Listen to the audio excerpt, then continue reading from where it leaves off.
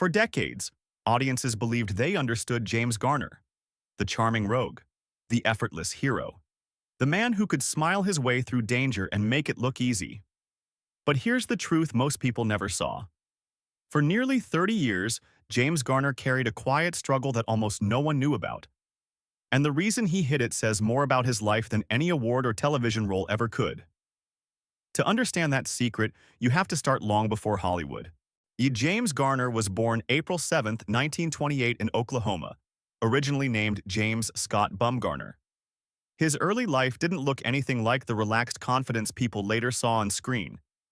When he was 5 years old, his mother died suddenly at just 33. That single moment changed everything. Without her, Garner and his brothers were passed between relatives before eventually returning home to a new stepmother who, by his own later admission, was abusive. Imagine learning that home isn't safe when you're still a child. By his teenage years, Garner had already decided survival meant independence. At 14, he was working odd jobs, pumping gas, lifeguarding, serving food at drive-ins, anything that kept him out of the house. School barely mattered anymore.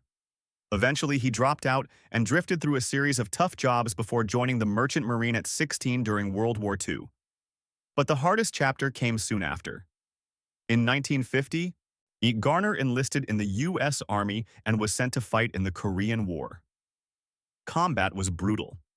He served as a rifleman and scout on the front lines and was wounded twice, earning 2 Purple Hearts.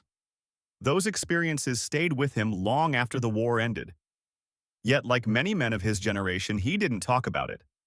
He simply carried it. When he returned home at 24, he had no clear direction, until a strange accident led him to acting. While sitting in the background of a stage production starring Henry Fonda, he noticed something unexpected. Fonda didn't seem like he was acting at all. He looked real.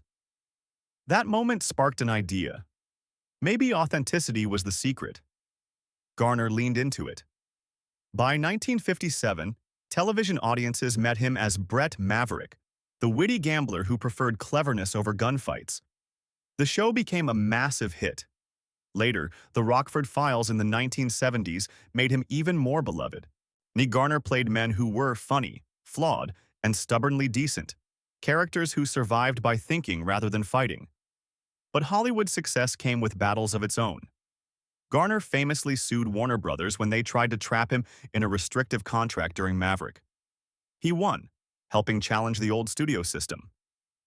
Years later, he sued Universal again after discovering the studio claimed his hit show, The Rockford Files, had somehow lost $9 million despite its global success. Garner exposed what insiders called creative accounting.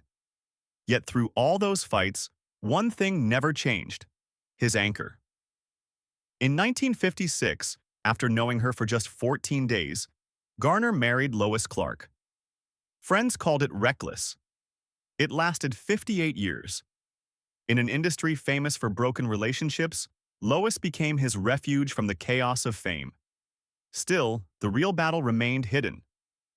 For most of his life, James Garner quietly struggled with depression, childhood trauma, war memories, and the pressure of fame.